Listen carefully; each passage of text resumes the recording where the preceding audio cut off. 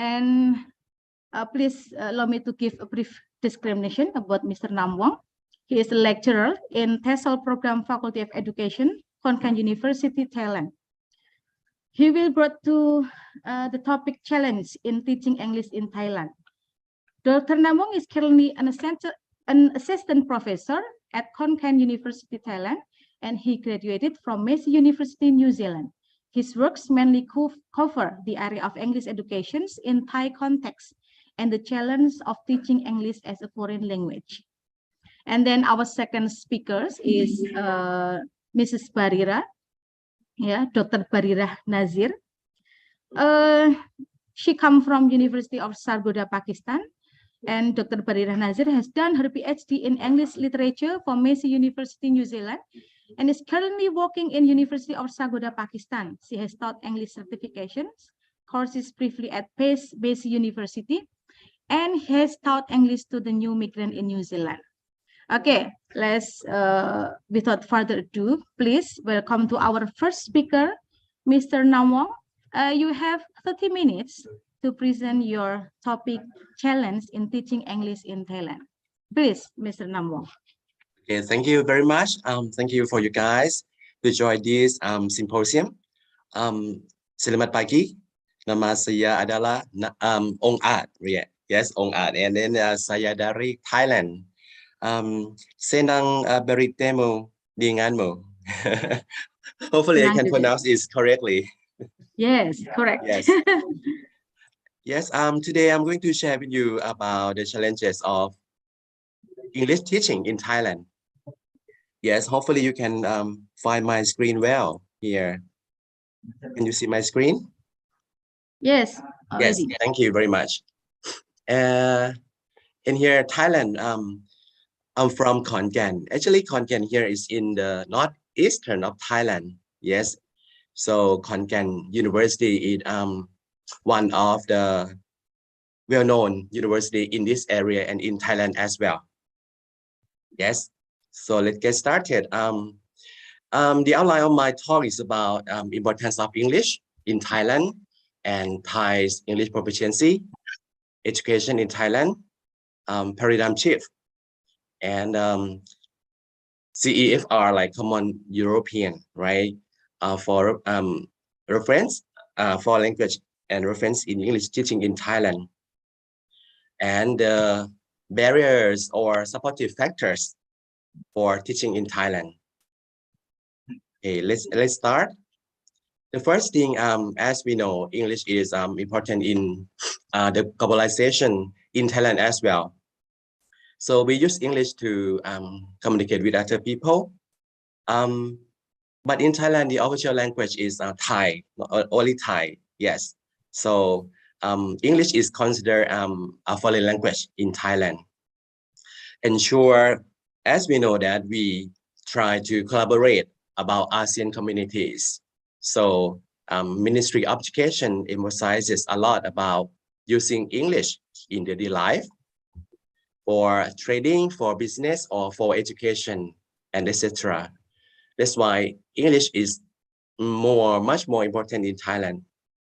However, based on the results of the English proficiency test of the education first, English proficiency, what I'm showing you here is about the result in 2018. Thailand was ranked 64 out of 88. Yes, and in Asia, yeah, Thailand was ranked 16 out of 21 countries in Asia. So from 2018 and to 2020, here we can see the results. Thailand is still ranked low English proficiency. As you can see, in 2022, out of 111 countries, Thailand was ranked 97, and in Asia, yes, out of 24, yes, 21st out of 24. So we can see here, as you can see from this table, right? Thailand was ranked in the very low English proficiency. below Cambodia and Myanmar. And you can see Indonesia as well, right? It's better than Thailand. And for the first rank in 2020, I think is Netherlands. And the second is Singapore. So this result shows that Thai's English proficiency is very low. That's why it is urgent for Thai Ministry of Education to do something about English teaching in Thailand. So in the past, we have reformed Thai education, three main reforms. But recently in the 1997 Constitution and the National Education Act 1999, so mandated education reform at all levels. So Thai Ministry of Education revised core policies and curriculum documents. So the focus is on learner-centered approaches. So this is a big change for Thai teacher, especially English teacher in Thailand, to move from the traditional teaching to learner-centered approaches. So Ministry of Education revised the English core curriculum 2001 to be 2008, and then provide the teacher with learning strengths, standards, and learning educators. This is the guideline for Thai English teacher to follow. For learning strengths, like there are 4 big C's, like in brief, language for communication, language for culture, language and relationship with connection with other subject areas, and finally the learning and relationship with community and the world. So this guideline provides Thai English teacher to follow the standards, and also in each grade level, they provide the indicators for teachers to follow. Yes, so this curriculum aims to improve learners' communication, thinking, problem solving, apply life skill, as well as like technology application.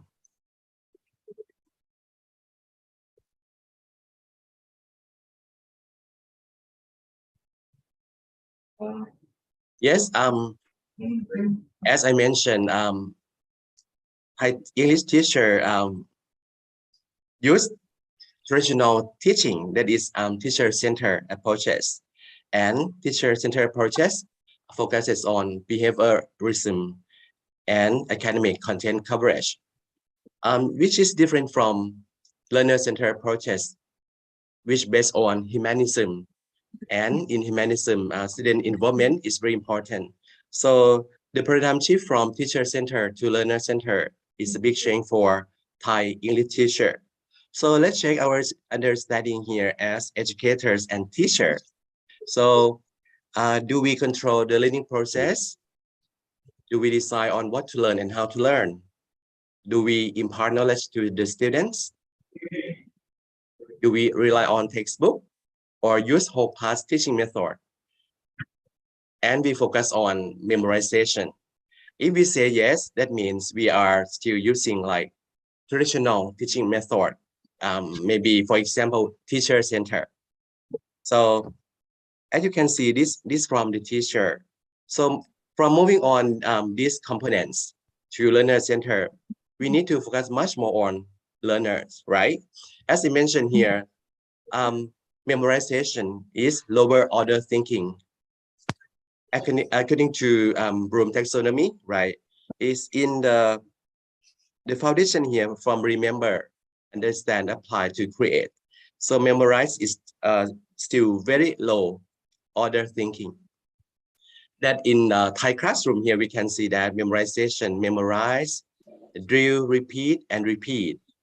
So now it's challenging for English teacher in Thailand to move on from remember to create. And here, as we know, right, traditional approaches If we look into the classroom, we can see the teacher talk, and the student listen and taking note. And the main role of the teacher is transmit the knowledge to the students. From moving to learner-centered approaches here, the roles of the teachers must change from talk to facilitate learners to learn. Because in learner-centered approaches, the aim for learners to become autonomous learner. They are able to discover and construct knowledge on their own. So this is a big change from teacher talk to learner learn to do something by themselves. Yes, we can see the limitation of teacher-centered approaches, because when the teacher talk, this limit thinking skill of the student, because the student have no chance to speak with the teacher or to interact with their classmates, because no interaction among them. So this brings how to say the lack knowledge discovery, because the teacher just impart the knowledge to the students. So the student become passive. And even now, Thai learners are still passive in learning. This is these two photos represents Thai classroom. If we visit the schools in Thailand, you can see similar things in the classroom here. Like for the seat arrangement, you can see a row arrangement, right? This is related to teacher center. It's easy for teacher to control the class. You can see the black. In the past, we use chalk, right? Board and chalk, and now today some schools use the whiteboard here. But we can see it's similar here. And in Thailand, we have four main type of school. Sorry, yes. So as you can see from the left hand side here is elementary school students. For this school is a private school, so there are not too many students in class. But on the right hand side here is like public school in Thailand. Yes, a lot of people in one classroom, even one grade level. For example, grade 9, right? We have 9/1 to 9/10. Yeah, possible. And in each classroom, there are around more than 30 students, 40 students, maybe up to 50 students per class. We can see this is challenging for teacher to organize learning activities for the student to interact in the classroom. Yes. So we need to move from teacher to learners, right? For doing something to the students is like the teacher teaching. Doing something with students, it refers to teaching and learning. But now we are moving on to learner-centered approaches.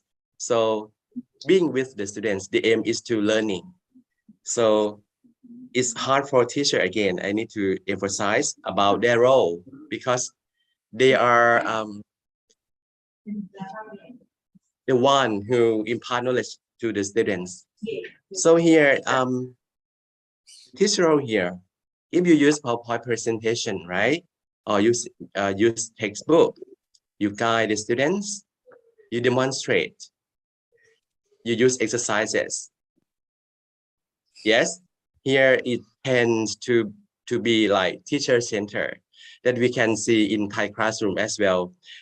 Teachers often use PowerPoint slides, textbooks, relies on exercises.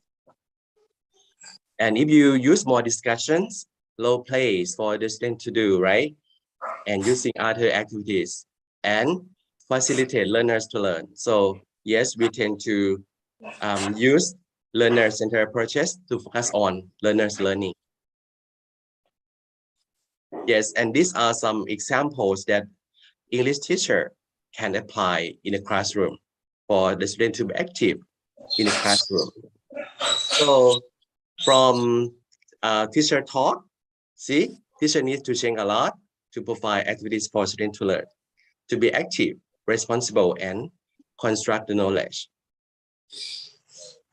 And in Thailand, Ministry of Education applies CEFR, right? We can see here, Common European Framework of Reference for Languages. learning, teaching, assessment. So Ministry of Education use this as a framework to improve learners' communication and also, yes, try to encourage them to speak to enhance the English proficiency of the learners. And here we have, like, as we know, right? We have the level of CFR from A1 to C2. A1 are beginners like B1 and B2 intermediate, and C1 and C2 advanced or masterly learners. Here in Thailand, Ministry of Education focus on cognitive approach based on CEFR. So CLT or cognitive language teaching is emphasized, and moving on, teacher talks to using authentic language, and the focus is on fluency here. So teacher need to provide cognitive activities, not textbook, not exercises anymore. And for the grade level, if the student finish grade 6, right? They aim to get like A1, at least A1. Yes, according to CEFR in grade 9, A2, grade 12, B1, and in higher education, B2. For other majors, not English, maybe they are expected to get B1 for higher education. So this is challenging for English teacher to improve learners learning to reach CEFR levels or IELTS. As you can see in the bracket, yes, this is compared to IELTS approximately. Yes, but from moving from teacher-centered to learner-centered approaches is a big change. So the challenges is about the change, because from teacher just talk, right? So they need to change their role. So Thai English teacher got confused about learner-centered approaches because they have limited understanding about the concept, what learner-centered approaches are. So they are reluctant, they are not confident to implement this in the classroom.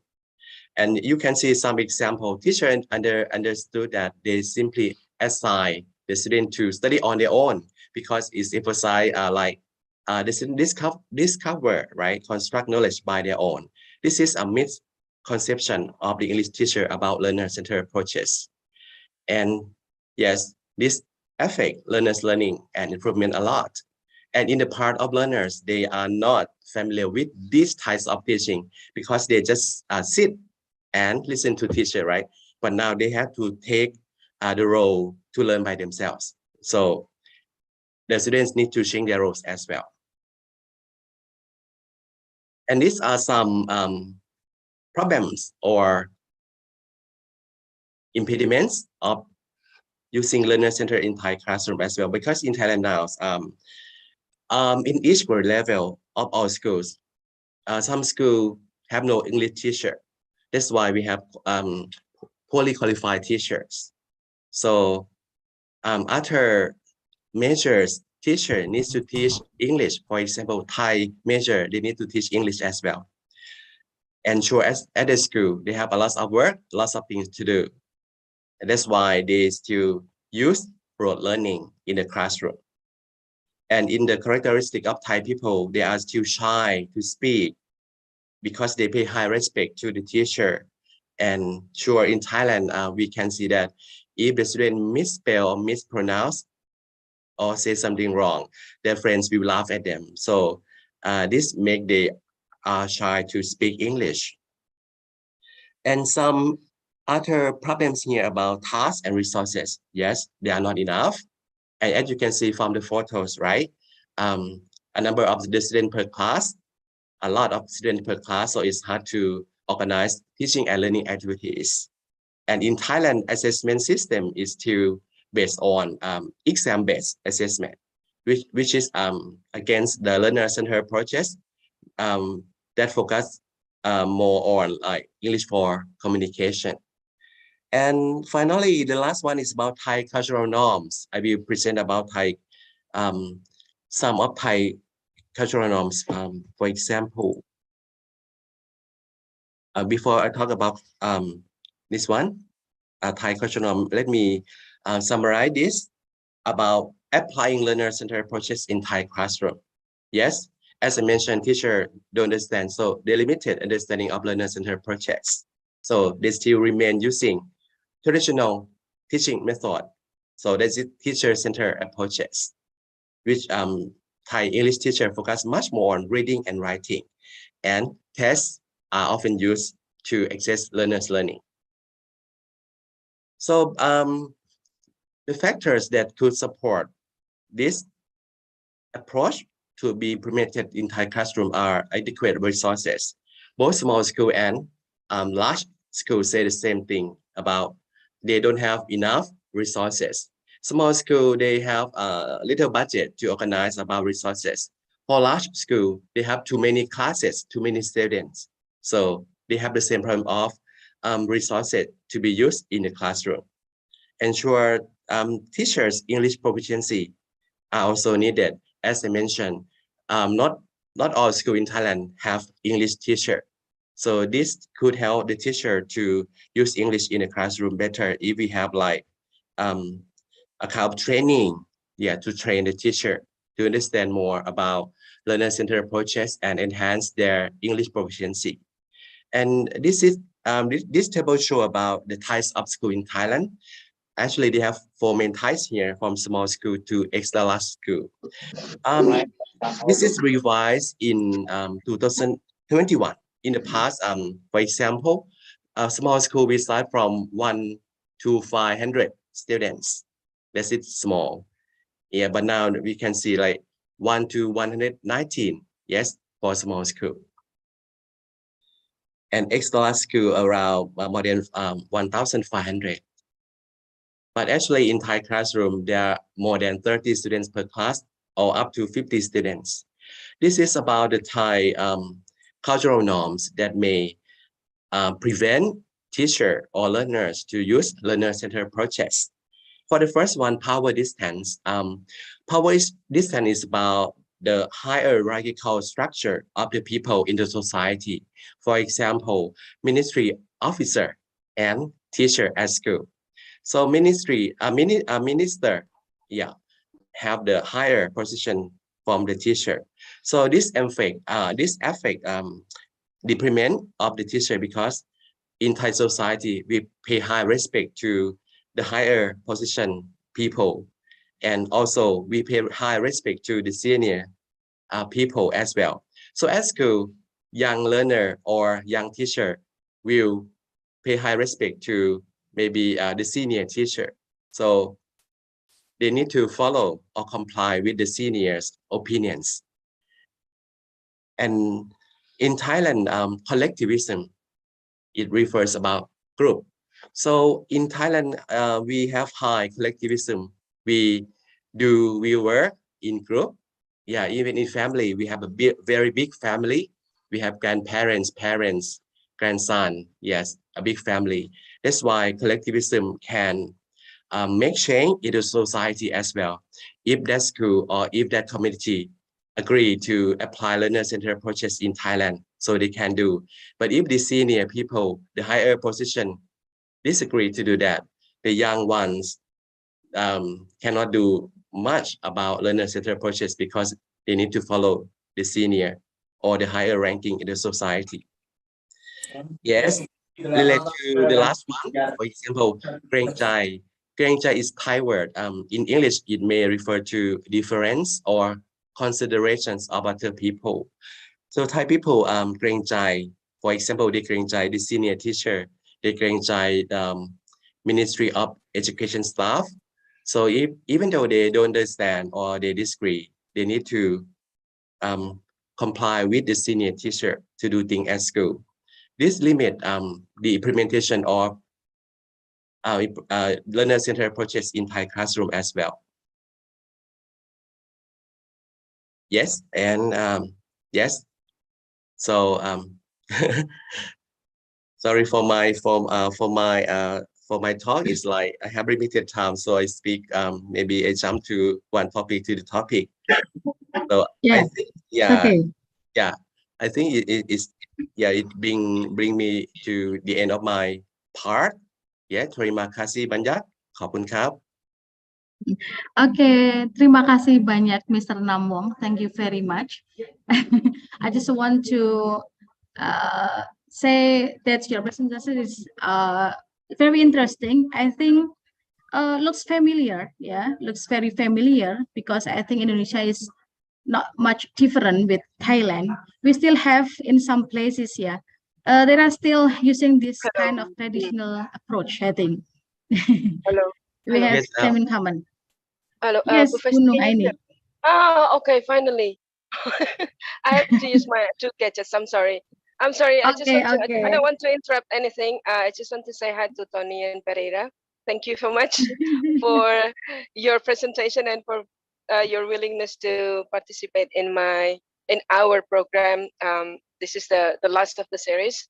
So your presentation, your presence is really valued, and we really love it that you are here now.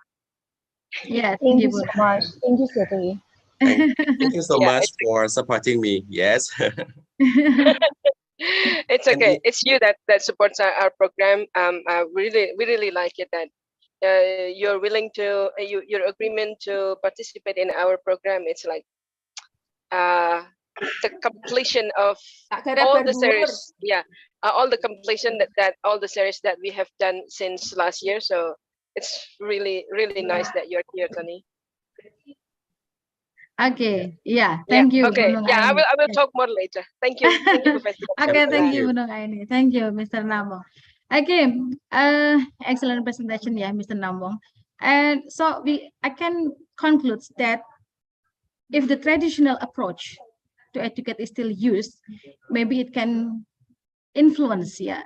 It will inhibit critical thinking, restrict interaction, foster ignorance, and maybe prejudice passive students among us. So from this presentation, Mr. Namong, there's numbers of participants that want to ask the questions. Maybe start from Pak Amin Wibowo in here. Pak Amin, we have 15 minutes, yeah, to Thank you question very and much. answer, yeah. Pak Amin, Yes. silakan. I think it's a very great presentation. Belongs to Pak Nam Wong. According to your presentation is about the role of teaching, especially the most of teachers in Thailand are understood about how to design the symbol of teaching in class, and most of them they not concerned to the differentiated learning. So my question, do you think that differentiated learning is still possible in the town? And number two question is, how do you possible of the PISA belongs to the students in Thailand? I think how to make better in rank of program international student assessment. Thank you very much. Okay, thank you, Pak Amin. But can you repeat again your first questions, Pak Amin? Excuse me, ma'am. Yeah, your first questions. Do you think that? My first question is, do you think that differentiated learning is possible in Thailand teaching? Okay, differentiated learning is possible in teaching and learning process in Taiwan. And second question is, how to make better in rank. To make better. Yeah. Thank you very much. Okay, thank you, Pak Amin. Okay, Mr. Namong, you can directly answer Mr. Amin Wibowo's questions. Let me talk about the first question. I think are you asking me about different teaching method possible in Thailand, right? Yeah, that's right. Yes, and the second one is about how to make better in the ranking, right? Yeah. Yes. Okay, the first question. Okay, let me start from the current situation now today in the Thai classroom. The assessment system is not related to the implementation in Thai classroom right now, because as I mentioned, assessment system in Thailand is exam-based assessment, So teacher focus on using test, and test. Even though Ministry of Education strongly recommended learner-centered approaches by using English for communications. And this is possible for Thai English teacher to use different teaching method in Thai classroom as well. But we need more time to do that. As I mentioned, when Ministry of Education launches new policy, they need to make sure that all teachers understand the concepts. Because if they misunderstand the concept, they implement it wrongly. As I mentioned, teachers understand the students just do exercises or learn by themselves. So this cannot help. So it may take time for teachers and learners, both of them, because they need to learn the new concepts of teaching and their roles need to be changed, right? So it's possible in my idea, but it takes time. And as I mentioned about cultural norm in Thai society, Ministry of Education need to take this in consideration as well about characteristic of Thai learners when we adapt or adopt Western styles of teaching in Thailand, like learner-centered approaches, which is against the roles of teachers and learners, as well as against the Thai cultural norm. Because in Western country, they focus much more on individualism, right? They are so independent. But in Thai culture, we pay high respect to the people in the society, and we work in group. So yes, it's possible, but it takes time, and we need to think about characteristic of Thai people as well. And the second one, is it possible to improve to be better ranked in the world English proficiency? In my opinion, right? I think it's possible, but now it's quite hard because they need to change the assessment system.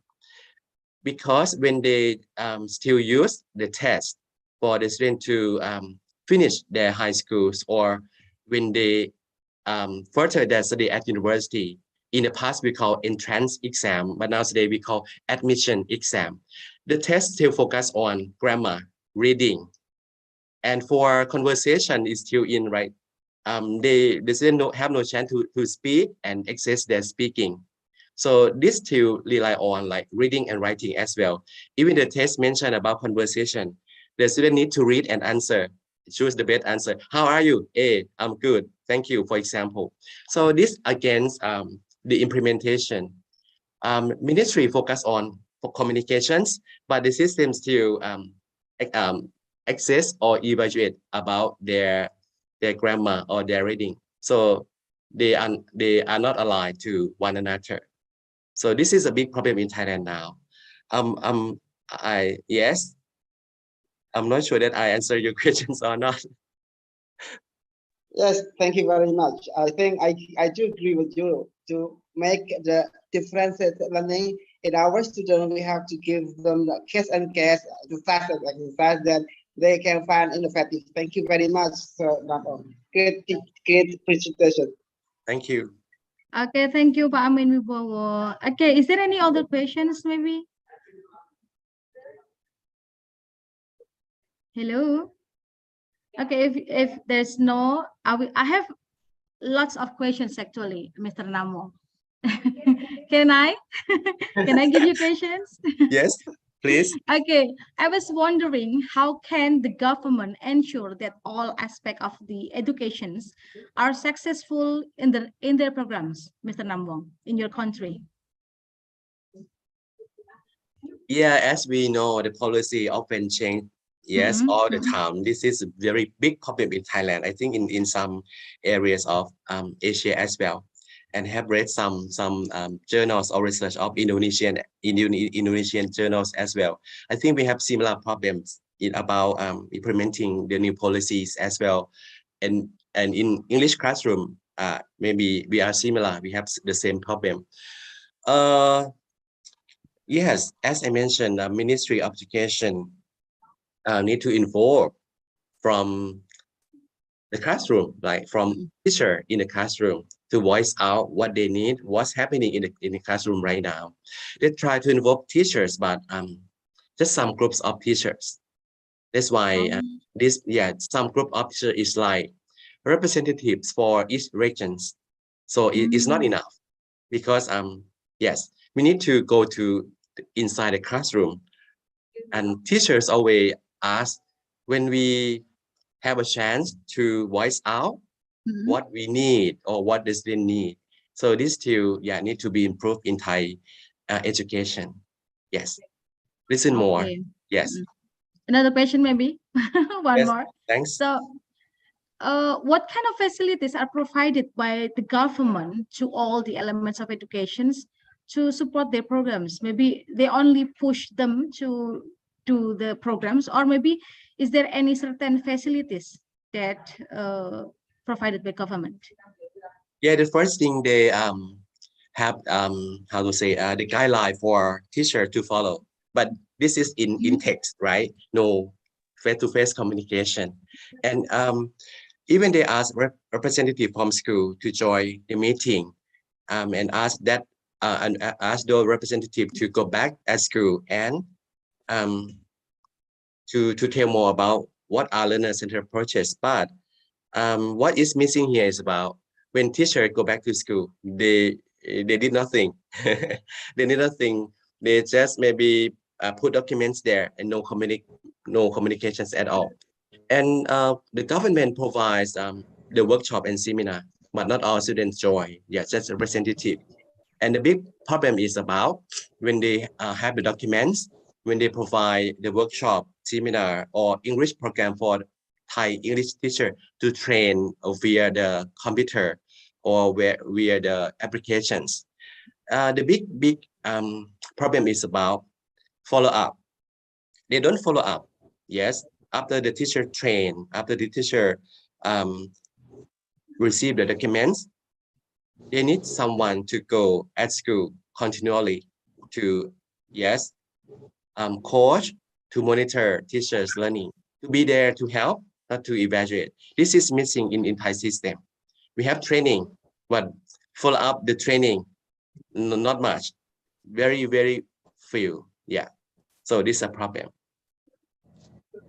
Okay, then I think there's another questions from Puleli.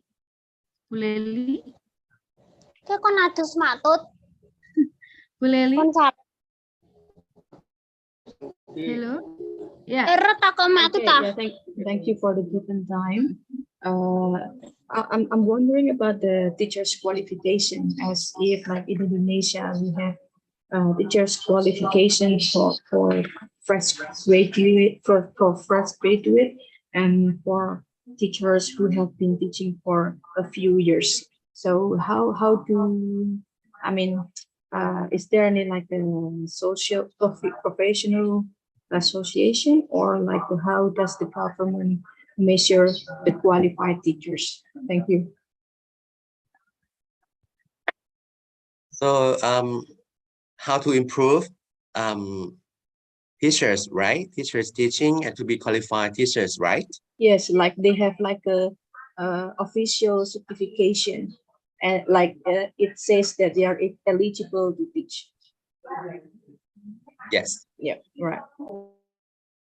Actually, Ministry of Education have how to say the launches the program for training or the to give the certificate for English teacher as well, and also they have like the modules for English teacher to learn by themselves and to test, and at the end they will get the certificate, and awards are offered for those who have like high achievements as well. Yes. And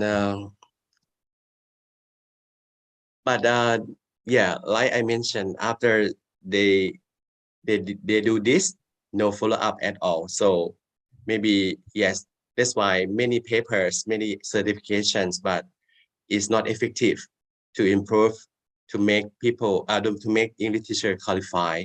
Yeah, they try to launch the seminar and workshops many times.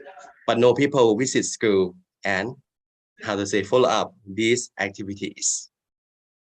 Okay, so it means like for further actions for teachers, they need to do like this professional development by themselves if they do care with their own profession, something like that. Does it imply that way? Yeah, yes. Yeah, we have like professional development for teachers, yes. But the problem is when they join the training or the workshop or the seminar, when they go back to school, know how to say.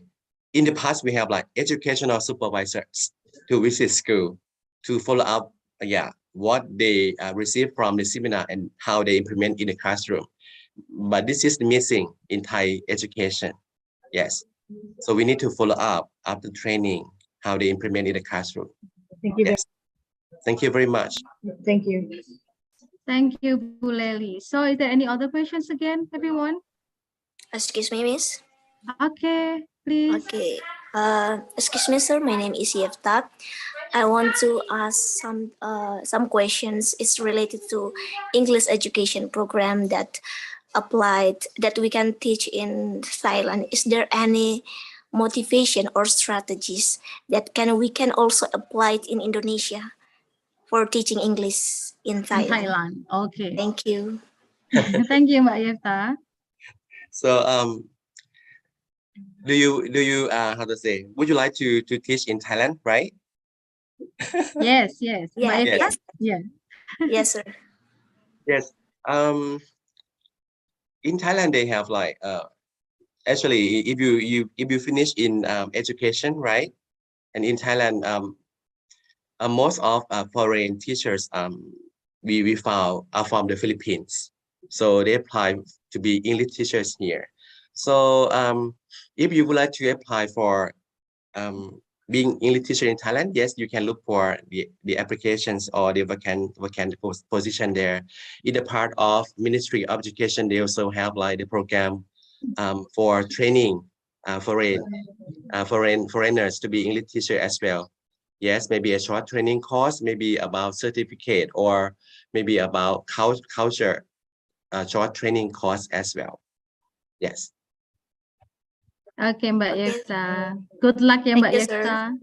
I hope you be one of the teacher in Thailand. Yes, you can see. I think I will send the PowerPoint slide. You can see my email. If you come to Thailand and you would like to have more information, you can email me. Yes. Okay, maybe Okay, you can sir. share your Yeah. address of your email on the chat box. Yep. Mr. Namwong, yeah. Thank you then. Thank you, sir. Okay. Thank you. So is there any Yes. another Can I question? ask a question, Pesti? Yeah. Okay. Bu Yeni, please, Bu Yeni. For Mr. Namwang, may I ask a question? Do all students in your country have high motivation to learn English? I mean the intake over there.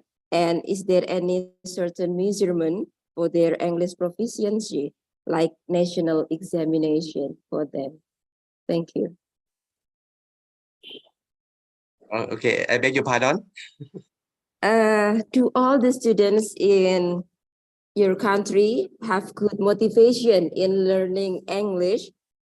And is there any certain measurement for their English proficiency, like national examination or not? Thank you. Okay, thank you very much for your questions.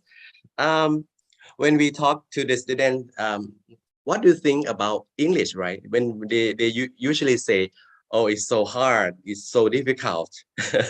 That's their attitude towards English teaching. So it's quite hard, but some do very well in English. We have the standardized test, as I mentioned about CEFR. In the past, we have like, we call ONET, it's like ordinary national test. So the student need to take the test. For example, then when they finish grade 6, grade 9, or grade 12, especially when before they further their study at universities, they need the score from the standardized test to enter university. And yes, and many universities require like the results of English test, like CEFR or IELTS or TOEIC to consider about recruitment to study at university. Yes, we have. Oh, Yeah. Okay, thank That's you, Mr. cool. Namwang. Yeah, So but it's only when they enter the university or to the high level of their education, like in senior high school. In Thailand, we have, like, as I mentioned, many types of school, right? And so in the small school, the students are from rural area, so they have a kind of problem of their economic status. So many of them stop studying at grade 9 because in Thai basic compulsory education, government support learners from grade 1 to grade 9. So after that, they need to pay more about their education. So many of them stop at grade 9. Just a few of them in rural area. Yes. So yeah, they stop at grade 9 and then they just work for their parents, for their family. This one of the problem in Thailand, because in the rural area or not in the big city, at 3 p.m. at school, the school is like no student at all. They go straight home and help parents to work. Yes. Okay. Okay, thank you, Okay, Mr. thank Namwang. you. Yeah, thank you, Bu Yeni and Mr. Namwang. So I think I have to limit this question and answer session because it's already 10 o'clock. And if not, it will be never-ending questions. Yeah. But something that I really remembered about your presentation, Mr. Namwang, that being with students or maybe be a partner, be a partner of the student. And for me, it's very essential. And thank you for your great presentation, Mr. Namwang. Because we are going to go to the next speaker. Without further ado, please welcome Ms. Barira, Dr. Barira Nazir, from University of Sargodha. The topic of Ms. Barira is about IELTS, or International English Language Testing System. You have 30 minutes to present your IELTS, your topic of your presentations. Ms. Barira. Hello. Good morning, Hello. everyone. Thank you for inviting me, and I'm happy to share my thoughts on IELTS testing. So, Siti, when she invited me, she asked me to select a topic which is related to education. So, I decided that IELTS testing would be something that I would be talking about, mainly because when I was in New Zealand and I was studying at MESI, there were a lot of Indonesian and Malaysian students with me. And they normally, people like me from Pakistan and Indonesia and Malaysia, they have to take IELTS test first in order to secure admission in international universities. So I thought, I'm sure that your students are familiar with it, but I thought it would just give them a little bit more idea about how to take the test and how to prepare for it. So let me open my slides and then we will continue.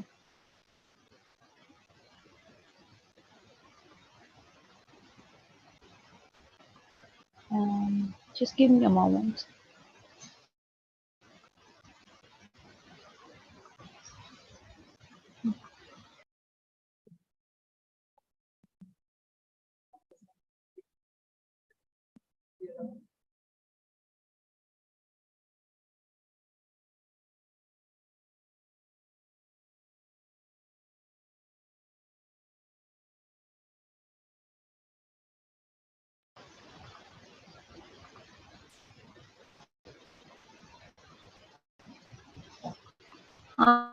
Hi, so can you see this?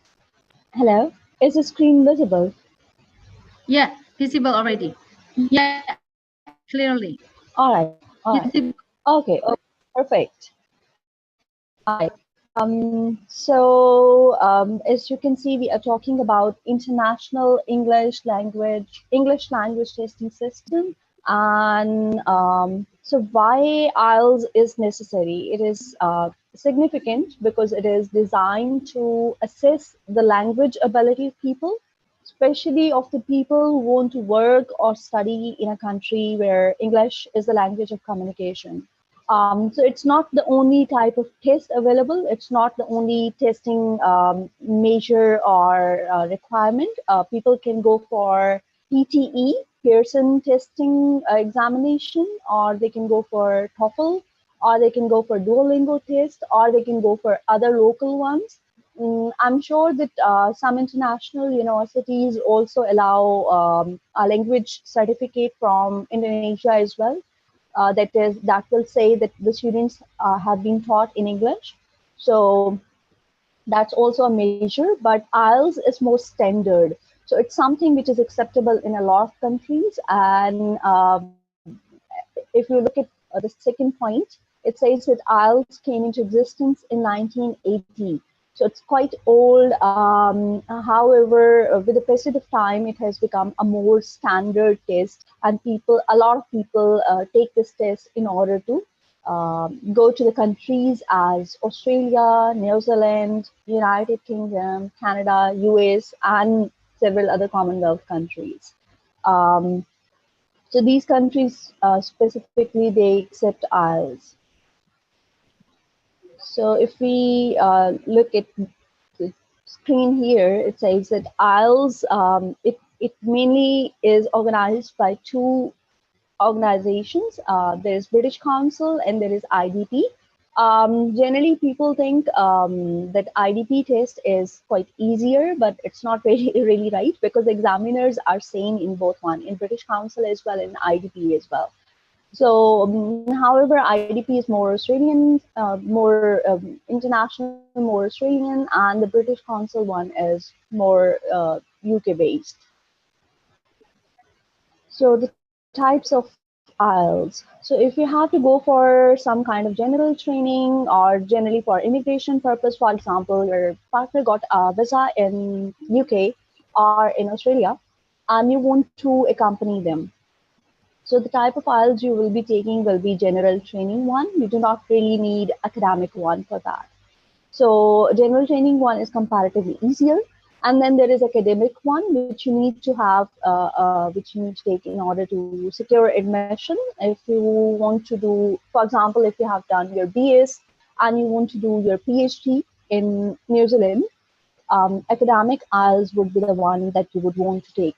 Or if you really want to show that you are capable, for example, if you want to get a language teaching job in some country, then you will have to show them your IELTS result. So the highest bands that are in IELTS, they are 9. For grading, the grading is according to the bands. So the highest bands are 9. Sorry, beg your pardon, but Ms. Barira. So have you moved the slide of your PowerPoint? Oh, I did. I think internet is lagging. It's a bit slow. Yeah. No, it's in. Okay. Yeah. Can you set into slide share, Ms. Barira? Yeah, done. Yes. Is it visible? Yes, visible, but it's still in the previous slide. Oh. The slide share. Just give me a moment. Okay. Sorry. No, it's fine. Sorry, internet is not that great here. Yeah. How's it now? Yeah, we can see your slide. Yeah, better. Yeah, we can see your slide. Yeah. Oh, okay. All right, let's get back to it. So were you only looking at slide number 1? All right, let's get back to it. So I was saying that there are different types of IELTS, and you can select the one which suits your purpose. So it could be, let me just give me a moment. Let me mute my video. It would work. Yeah. Okay. So the type of IELTS that you have to take, it depends upon your intention, whether you want to go for immigration purposes, or whether you want to go for higher studies. So if you want to go for higher studies, if you want to do a PhD, or if you want to secure a good job in countries as US or UK or Canada, you will have to go for academic IELTS, which is slightly difficult than the general one. So what usually happens in IELTS is that IELTS is usually scored according to the bands. So the maximum bands that you can secure in IELTS are 9. And usually the universities are happy with 6.5 and 7 IELTS score.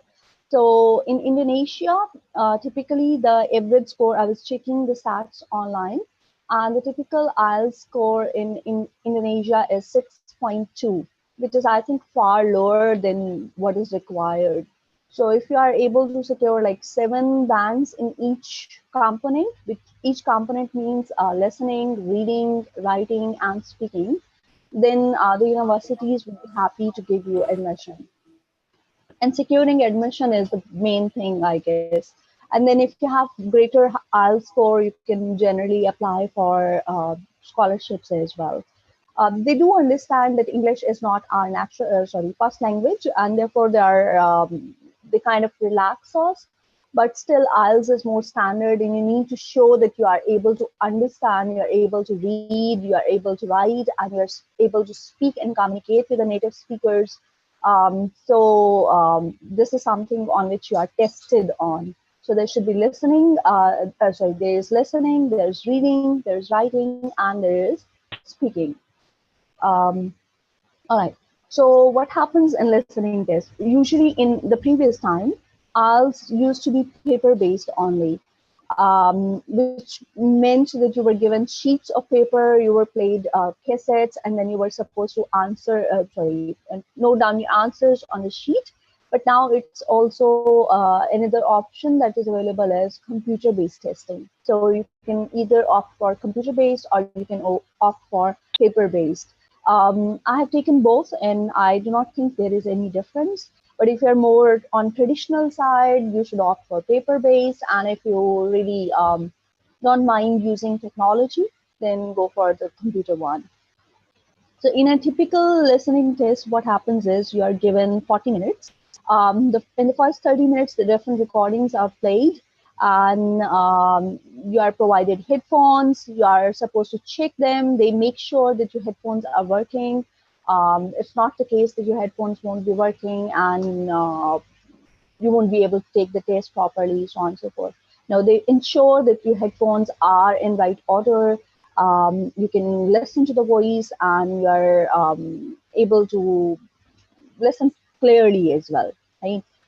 Then you are shown, you're given a booklet, and you're shown the questions, and a recording is played. You listen to it, and you fill some kind of information which is missing. So there are about 40 questions, and there are about 4 sections. Generally, if you look at the structure part, it says that generally it is divided into 4 different sections. It could be a conversation on a topic, 2 friends talking about something, some office meeting being discussed. It could be a monologue, an individual person talking about some topic. It could be lecture, delivering a speech. It could be a conversation between 2 or 4 people. So it will be a little bit difficult to understand, like who is talking at the moment. It could be university style presentation. It could also be about directions as well. Some of us are not really good with directions. So if this is your weak area, try working on that one. Like there will be a speaker giving you directions on something, and some of the information will be missing, and you will be supposed to listen to that one and fill in the information. So this is one of the examples that you can focus on. Like you will be given a recording, and this will be the kind of your booklet. So there will be questions, and if you look at number 1 here, and then 2, 3, 4, these blanks, this information will be missing. You'll be supposed to listen to this one and write not more than 2 words or just a number for each answer. So this is kind of tricky if you do not have good language proficiency.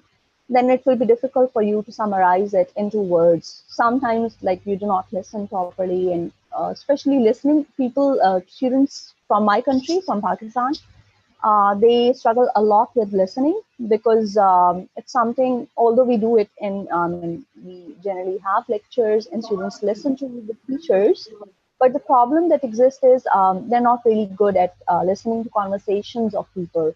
They're good with academic English. So this is something our students struggle with. I'm not sure about Indonesia.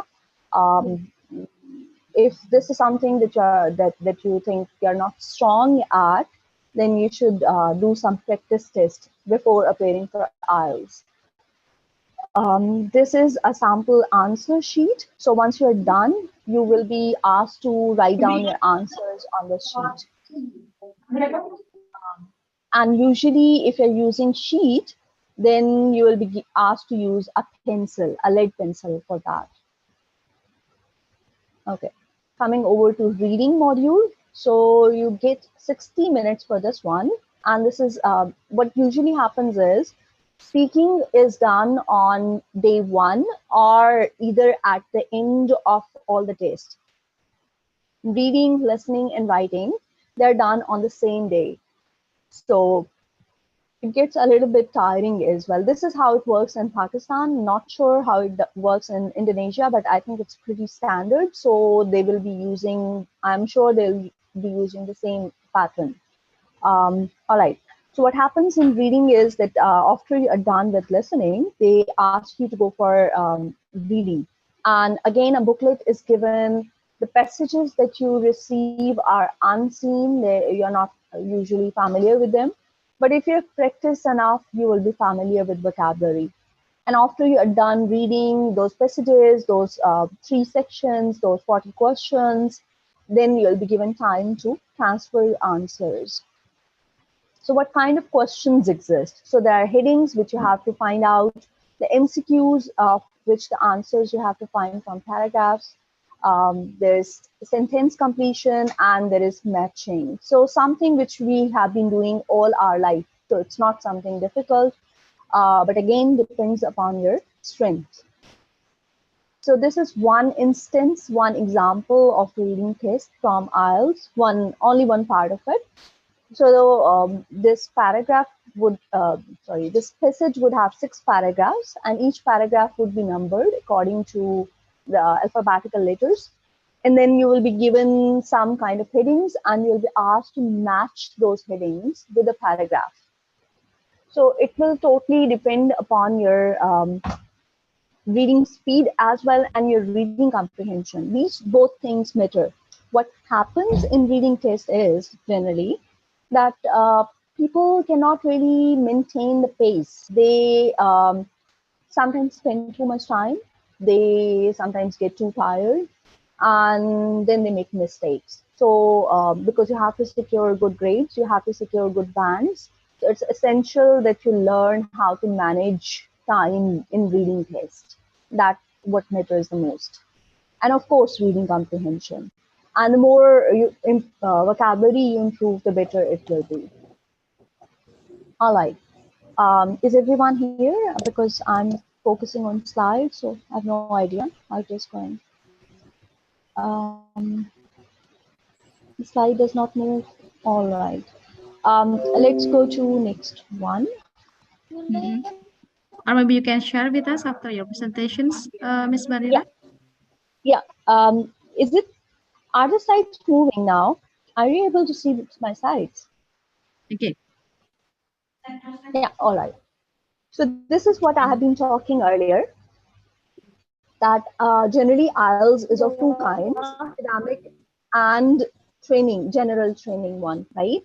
So the difference that exists is that in case of academic, you get 3 passages, and they're generally from magazines, journals, or newspapers, which is the same in case of general training as well.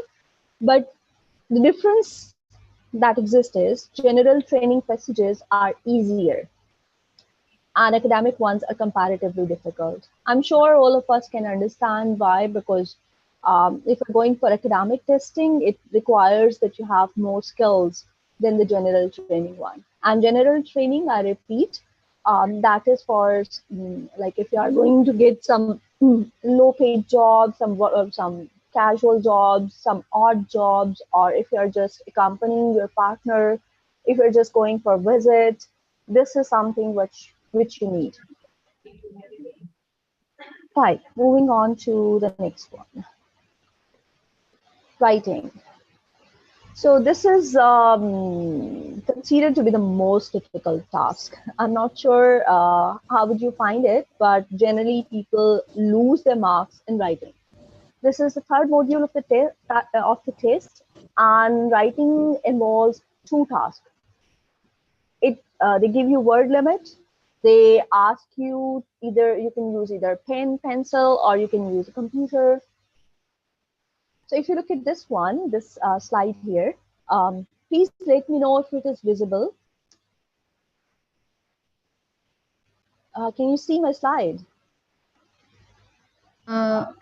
It's visible, but it's 11 slide.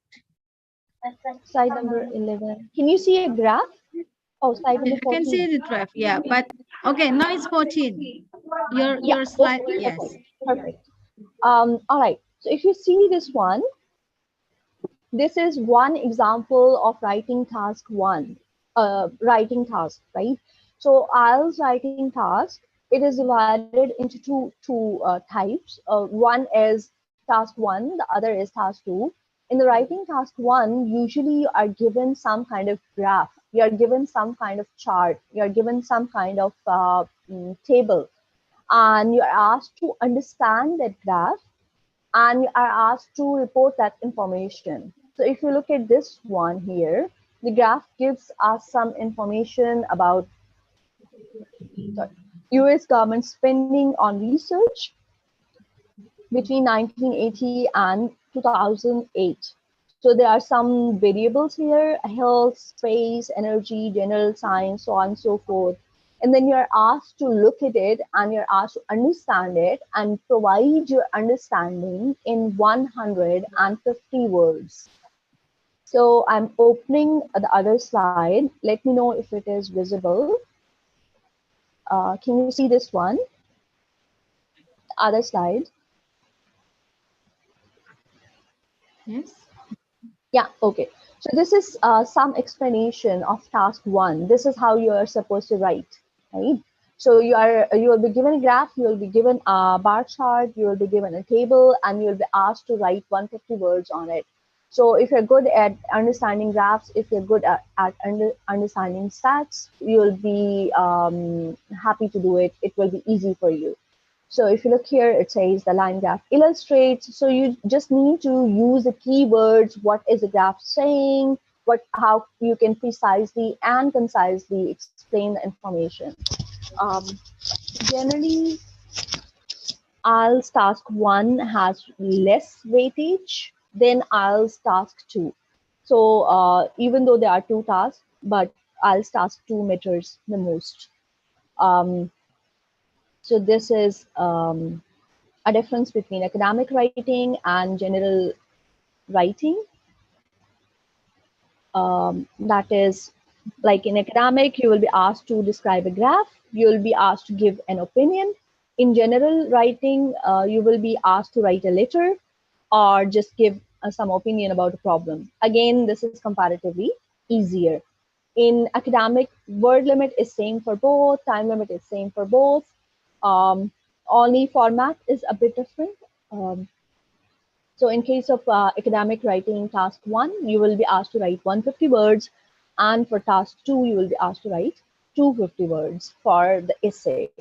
So this is an example of IELTS task 2. You'll be given a statement and you will be asked to write about it, give your opinion. If you see the words here are agree or disagree, right? So you'll be asked to give your opinion in 250 words.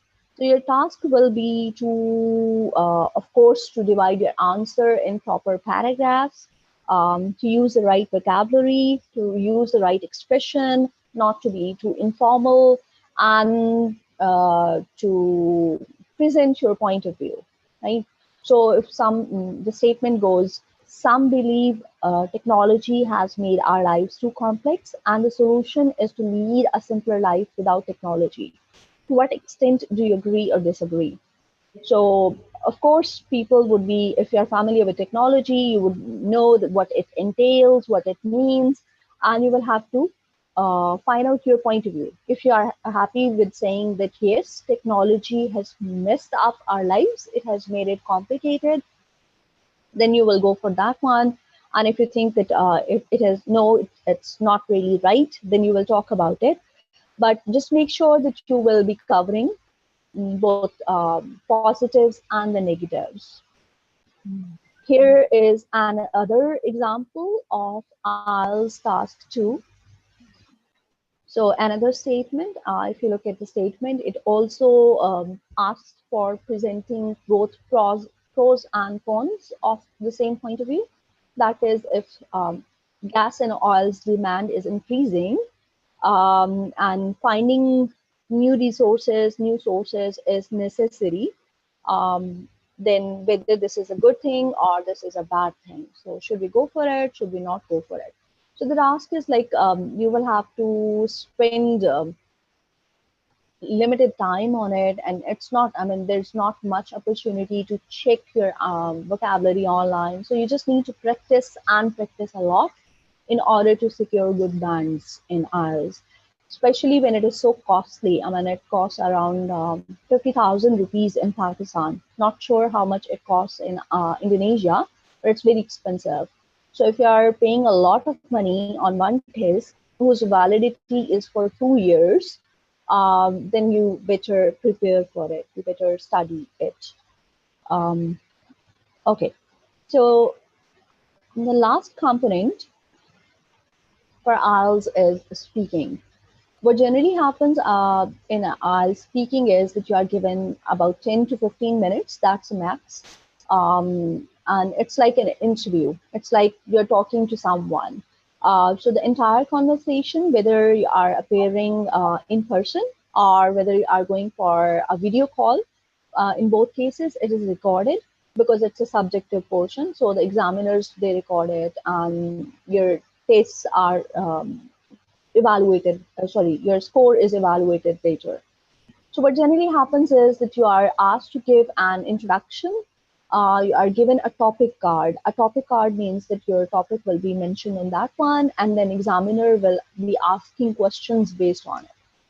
So what generally happens in speaking assessment is that you're asked to focus on, I mean, it's not really that you're asked, but what is expected that you'll be using proper grammar, you'll be fluent, you won't hesitate a lot, you won't do a lot of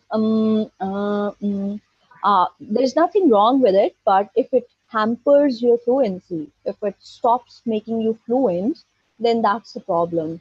And having correct pronunciation, having proper vocabulary, a range of vocabulary, and having proper body language. These are the things on which speaking candidate is assessed on. All right, so here's one example of the topic card that I was talking about. So if you look at my screen, is it visible? Yes. Yeah, all right, perfect. What happens initially is examiner introduces themselves.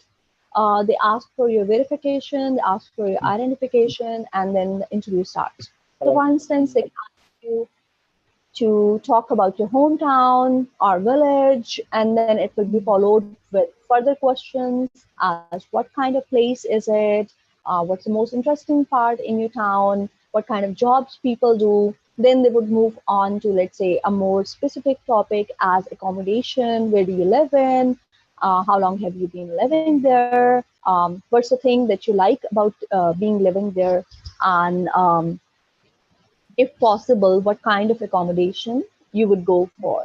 So all these things will be covered in your interview. So it would take about 10 to 15 minutes max. So here is something which I want to share. Let's see if it works. Just give me a moment.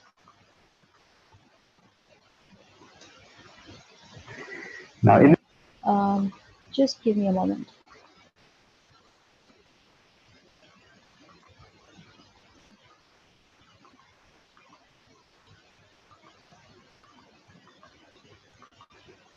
Okay. this first part, I'd like to So let me know if you can hear it, and if you cannot, then I'll share the link later. It's all right. ask you some more questions about yourself. Okay, let's talk about your hometown or village. What kind of place is it? It's quite a small village, about 20 kilometers from Zurich, and it's very quiet. And we have only two little shops, because most of the people work in Zurich or are orientated to this. What's the most interesting part of this place, the village? On the top of a hill, we have a little castle, which is very old and well known in Switzerland. What kind of jobs do people in the village do? We have some farmers in the village, as well as people who work in Zurich as bankers or journalists, or there are also teachers and some doctors, some medicines. Would you say it's a good place to live? Yes, although it is very quiet, people are friendly, and I would say it's a good place to live there, yes. Let's move on to talk about accommodation. Tell me about the kind of accommodation you live in.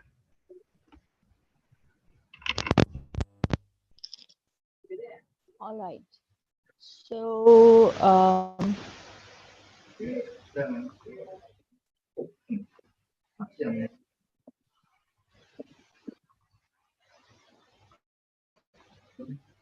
all right. So can you see my screen? Yes. All right. So what happens is that although IELTS is a very standard test and the examiners are trained, however, if you're still not very happy with your results, there is another option available to the candidates. Because this option is generally given because you have paid a lot for that test, and a lot of people really do go for that test when they need the results quickly, I would say. Quickly in a sense, like if you have applied for your admission in some international university and they're asking you to provide IELTS results, unfortunately, you realize that you have secured 5.5 in, let's say, speaking test, right? So what you can do next is that you can either retake it, or you can go for EOR. What is EOR? It means inquiry on result, meaning by that you can get your answers rechecked, and you can specify which sections you would want to be rechecked, right? Generally, there are chances that you can get some kind of improvement in your scores in speaking and writing, because they are subjective. There's subjective marking involved in those parts of the test. Listening and reading, it's just something that you have read and heard and you are going to report it, so it's not something in which you can generally get an increase in marks. But in case of speaking and listening, this is something that sometimes happens. So EOR is for that. You pay the fee and then you get it checked, and the results are available within 2 to 21 days. Sometimes it takes longer as well. The good part about EOR is that if your score increases, they return your fee. So that's the best part, right? But the chances are of getting good marks or improved marks, they are not. They're only chances. It's not guaranteed. So this is something for which you should be prepared for. So that's all about IELTS, and that's all about my presentation. So if you have any questions, please ask, and I would be happy to answer. Okay, thank you, Ms. Barira. Your presentation is very good and very interesting because last time I checked, IELTS is quite difficult for me, and I think it's quite expensive too. Yeah, it's very expensive. Yeah, if I'm not mistaken, I spent about 1.8 million rupiahs in Indonesia around 2014 and 2016, and I only got 6 for IELTS test. Oh my God. Okay. Yeah, No, only 6 is 6. not bad. For the first try, 6 is not bad at all. Yeah, maybe it's lack of practice, maybe. Exactly. It's like all it takes is a lot of practice Yes. and your confidence in your ability that you can do it. A lot of people, they don't secure good grades because they are not sure about their performance. So they are I mean, what I have felt with my students is that they think they cannot do it, and when they go and appear in the test, they really cannot perform because it's all the matter of showing faith in your ability. So if you Yes. have if you practice a lot, and if you have paid the fee, I think fee is a huge motivation because it's a lot of money. So once you have paid it, like, no, I'm going to feel good now. Yeah, but I think IELTS is very important. Yeah, if you want to study or maybe work abroad, and as an educator and also learners of English, I think IELTS is important to measure our ability in English. I think. Okay, but however, many people feel pessimistic. Yeah, doing this kind of test IELTS because they felt like it's difficult and it's quite expensive. But I think there's a will and there's a way. So everyone, is there any questions regarding to this IELTS? Please ask Miss Barira. Maybe, is there anyone here? Oh, there's a questions from Fitrah Akbar, yeah? Yeah. Yeah, Fitrah Akbar from So the I'm chat box. reading Fitrah that Akbar, question, you and can that share, let question me, is, yeah.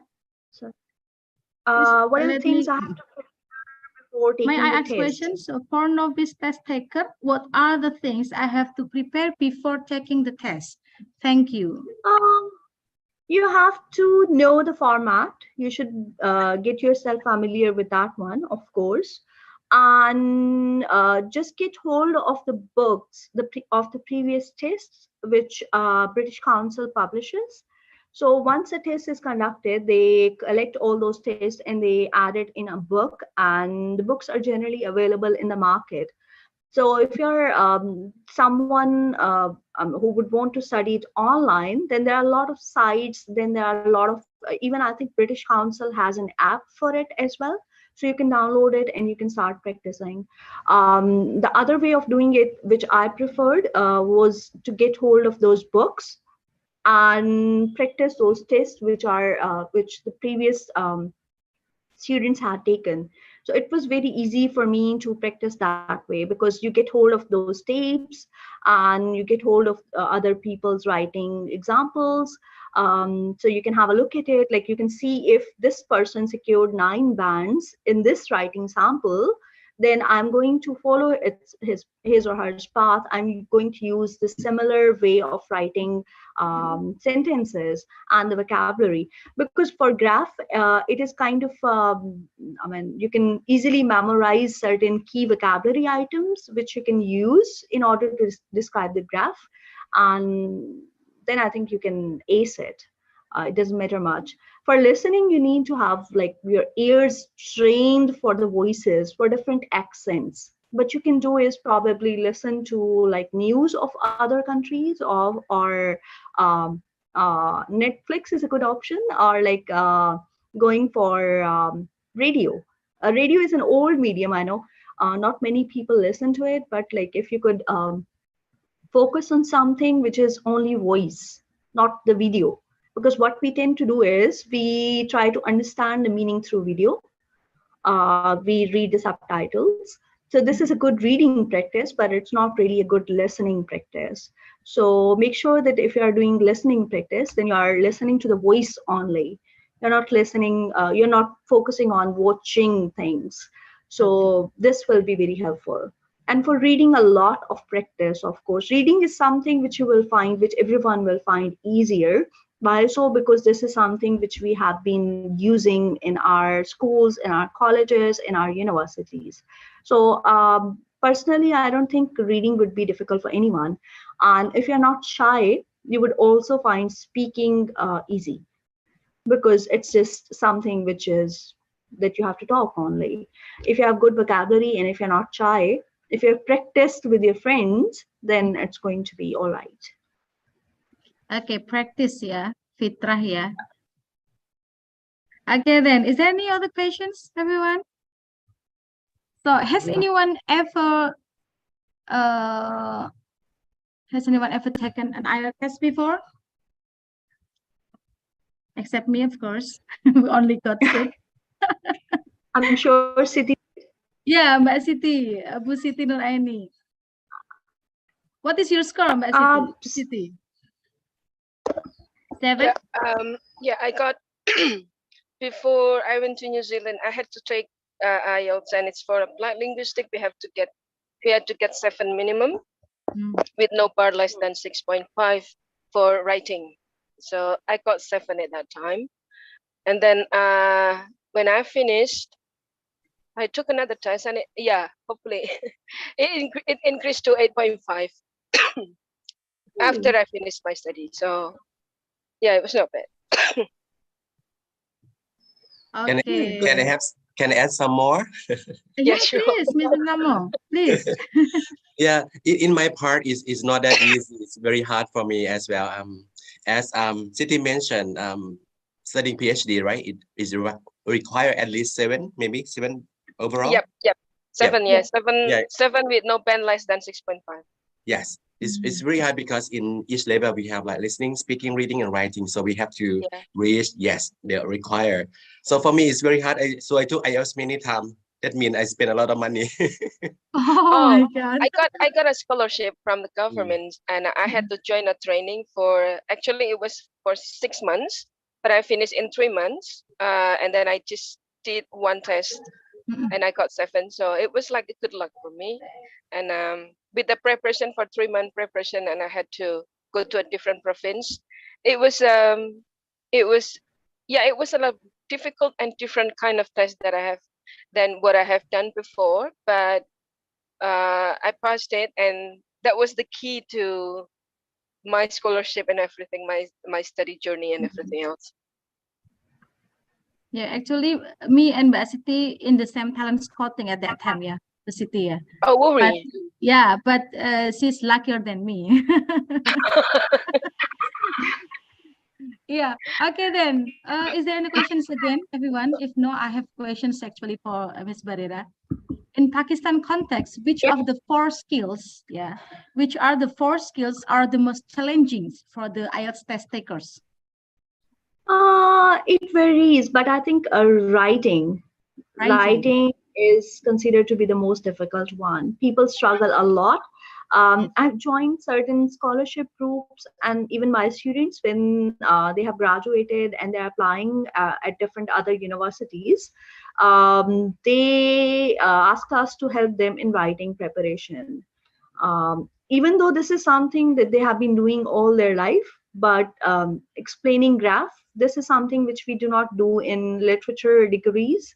And then writing and organizing your thoughts and using the key vocabulary, especially within the limited time constraints that they have to do, they find it a bit challenging.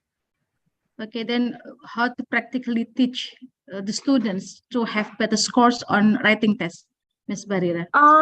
Is there any clues from you? Sorry? Any clues? Yeah.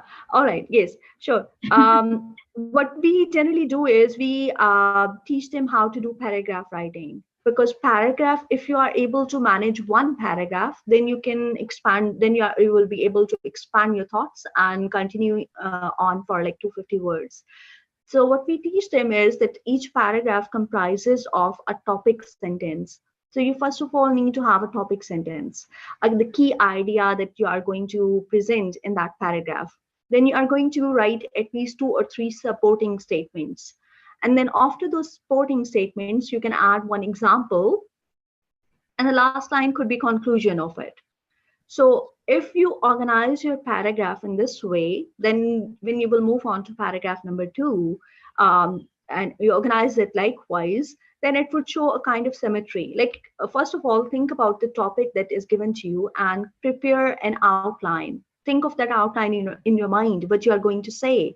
If you are going to support that argument, what are your supporting arguments? So each argument would become a topic sentence. And then for each topic sentence, you will need at least 2 or 3 supporting statements. And then you will go for one example, and you can go for one concluding statement. So in this way, 5 to 6 lines would be easily managed. And then if your one paragraph is of 5 to 6 lines, and then if you write like 4 to 5 paragraphs, you would be easily achieving the target of writing 250 words. So this is something, and of course, if you are, if you practice a little bit on different topics and improve your vocabulary, that matters. Hello. Hello, can everyone hear me? Hello. Hello. Yeah. Okay then, Ms. Barira. And maybe anyone? Yeah. Okay.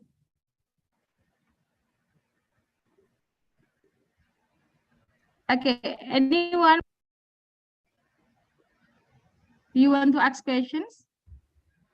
Oh, okay.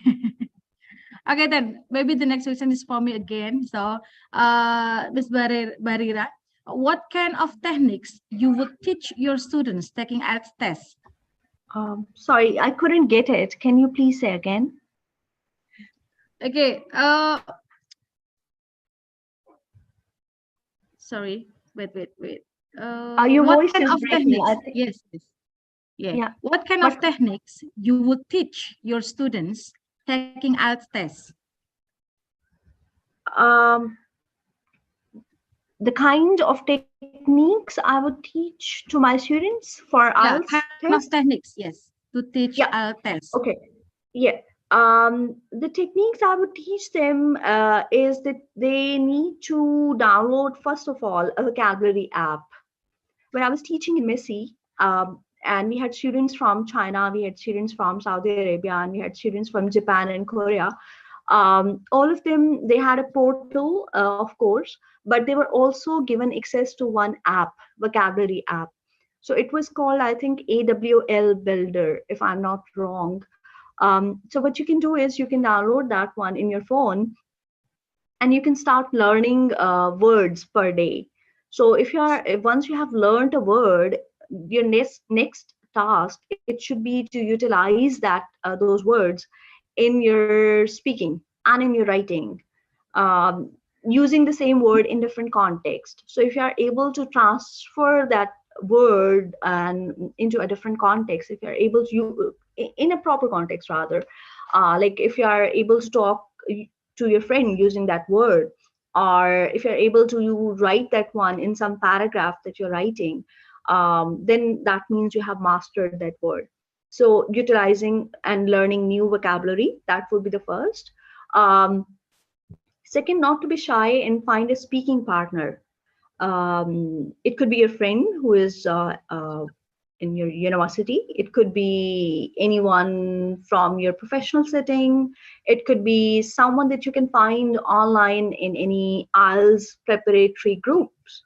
There are a lot of people who want speaking partners, so you can find someone there, and you can talk to them about your speaking. You can give them topics, and they can ask you to talk about something for like 5 minutes or 10 minutes, and then that's a good way of doing it.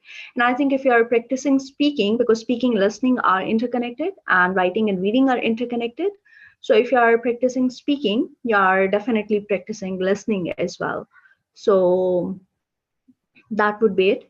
So downloading a vocabulary app, using and learning new vocabulary, finding someone to talk to,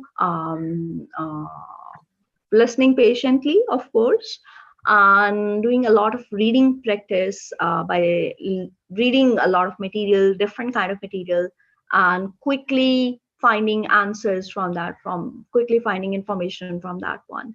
So I think these are a few things that I would suggest to my students.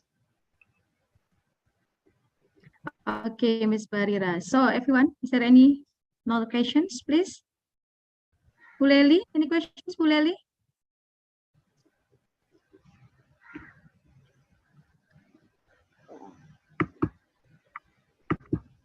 Uchichi, maybe? No questions, I guess. Okay, then.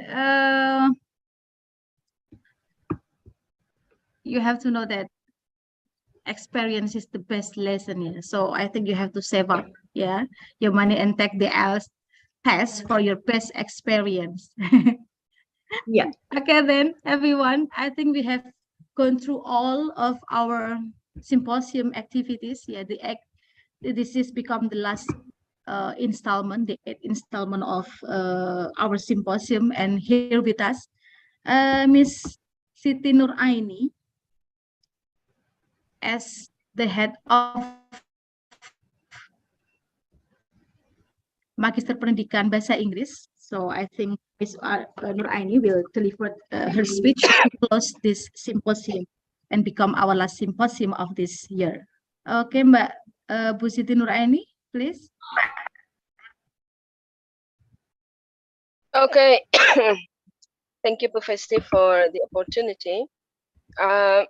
Yeah, I would like to convey that the series of the symposium series that we have been having since November last year is now come to a conclusion.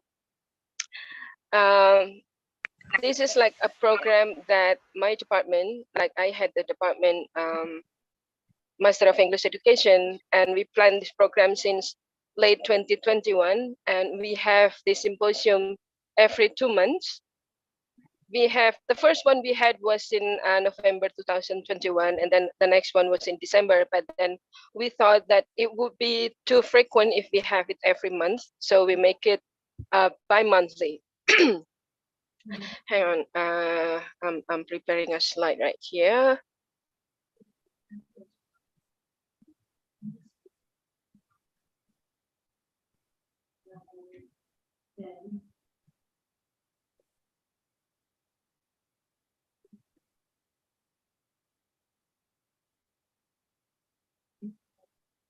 Okay.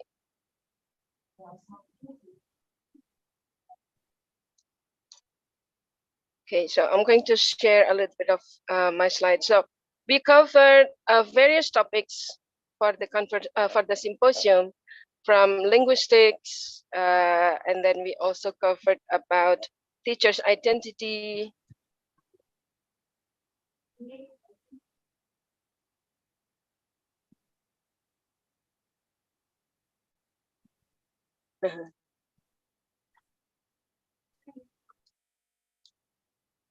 Okay, we covered topics. Okay, so I'm going to share my presentation, just like the short one.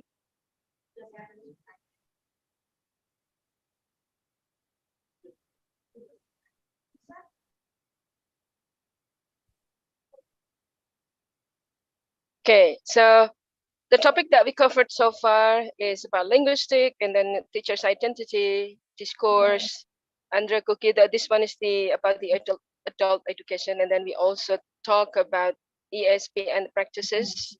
We discuss curriculum development, and then we also discuss translation practices and how to start the work, or if you want to start the job as a translation. And then today we have English education in Asian context. So how it was the practices from Thailand, and also how to get through the IELTS test, which is like really challenging. So this topic we have, these topics we have throughout the year that we have now completed. And also we have partners. So my main partners, our main partner was IFIS. This is American Institute for Indonesian Studies. We partnered with this institution to invite speakers from University of Pittsburgh, USA, and then I also contacted speakers from Kuta University, Germany, and then from Raja Mangala University of Technology Lana in Thailand, and Konkan, that was Dr. Namwong earlier spoke about, and then on University of Sarkuda for Dr. Parida. And then also we invited speakers from Rajarata University, Sri Lanka, and from Zhejiang University in China. Speakers from Meiji University also have presented topics about teachers' identity and also distance learning. So these are our partners. Some of our partners, I haven't included all of them. And the activity have garnered, this is the percentage of the speakers from Vietnam, from Thailand, from Sri Lanka, Pakistan, and USA. We have 4 speakers from USA. And then the participants starting from the first series in November. So we have like ups and downs in terms of participants. Some of them are like, it depends on the topic. So that from this one, we know that which topics that we consider as interesting for the participants. So this one is with the higher interest is about curriculum. And then the next one was about the translation. This is the translation. So we have ones that are practical and connected to the speakers, to the participants, I mean, usually gathered many participants. So we are happy with all of this because in total, we have like more than 1,500 people joining our conference throughout the year. So it was like massive number of participation from the participants. And then, yeah, so this way, we plan to have more of this event, but probably not every 2 months, maybe about 3 months or 4 months, and or maybe once every semester. We don't know yet. We are planning it. We're still planning it, and I would like to know the feedback from the participants. And this is like your input about what kind of topics that you want to listen more from our department, and then we can gather speakers from different topics. We already have those topics, and maybe you want to listen to something else. So I would like to listen. I would like to hear from the participants about your opinion about the topics that we should cover next year. So we will plan about to have more of this, but maybe not as frequent, because it seems like it is not easy to organize this kind of activity. We have our team, amazing team that work every 2 months. We have meetings. We have to like among all our duties in university, we have to gather every 2 months and then set up who's doing what, and then how to contact the speakers, how to design the posters and everything. So we have like very solid teams that thankfully I want to thank all of you to my team who has been working relentlessly all this month and this since last year.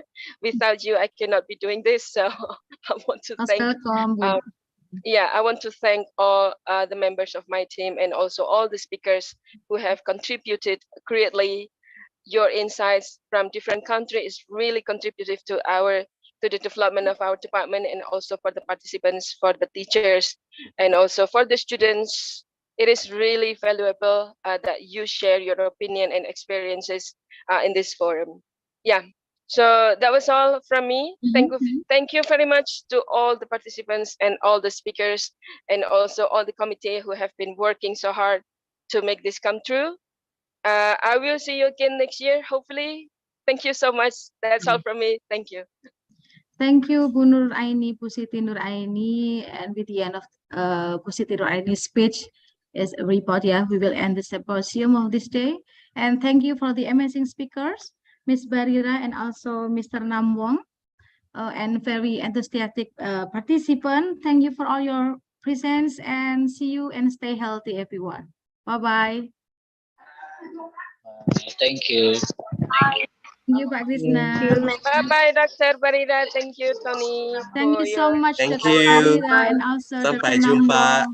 Thank you, Sampai jumpa everyone. lagi. Sehat selalu. Amin. Thank you. Okay, thank you. I will close the meeting.